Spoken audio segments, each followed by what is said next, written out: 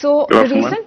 the recent decision of allowing sugarcane juice, does that meaningfully sort of change anything for the industry? How are you looking at it?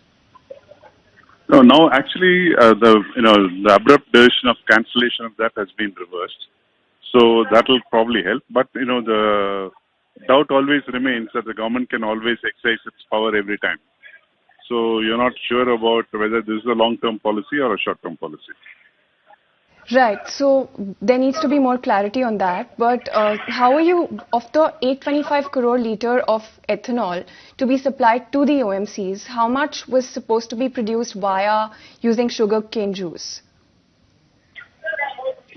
Yeah, that's actually via sugarcane juice or bee molasses we can do. And what we have to do is take a decision as to which one is possible. No, the government is going to decide which route you're going to use. That's the problem. So the government is going to decide whether it's going to be bee molasses, sea molasses, or juice. So if I start doing investments, what do I do my investment based on? Do I look at long-term policy or do I look at ad hoc policy?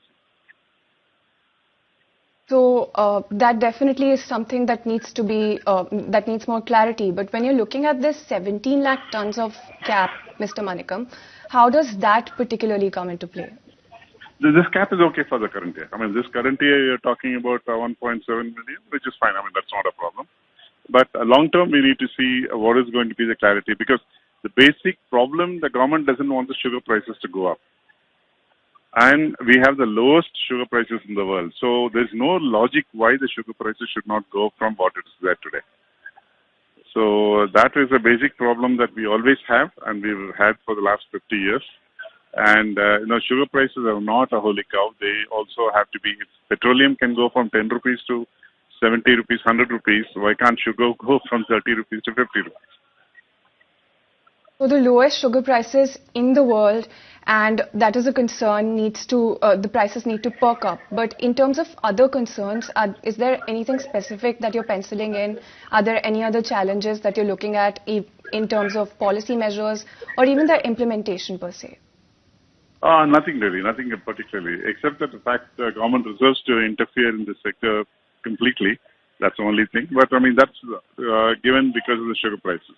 Finally, we come back to the sugar prices, whether we are going to allow the sugar prices to move. Of what this means for your company, Mr. Manikam, how are you looking at this measure at this point?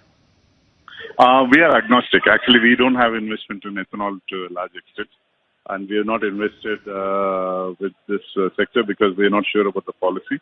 So for us, it's actually we are quite agnostic to this situation. Right. So you did talk about prices as well. So I just wanted to scratch that point further. But in terms of prices globally, you've seen the prices taking a breather, and this is largely because of the expectations of increased supply from Brazil. So in terms of global prices, are you expecting more of a fall in sugar prices globally? Not very much, because the consumption has gone up, and production now with a lot of ethanol diversion from Brazil and other countries. So I think the higher price for sugar are here to stay. We are not going right now. Imported sugar will be 60, 70 rupees. We are not looking at 60, 70. Even that 38, 39 we have should go to about 45.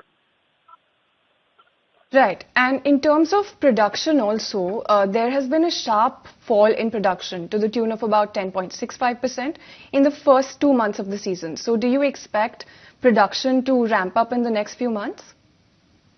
Not until the monsoons pick up and the cane prices are increased, which means the sugar prices have to go up.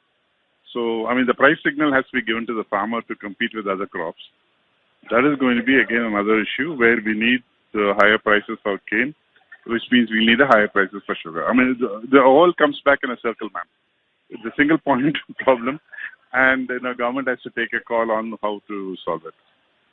Right. So we do hope that there's more clarity on this. But my last question for you is that in terms of any additional measures that the association has recommended and to the government regarding increasing sugar production, is there anything additional?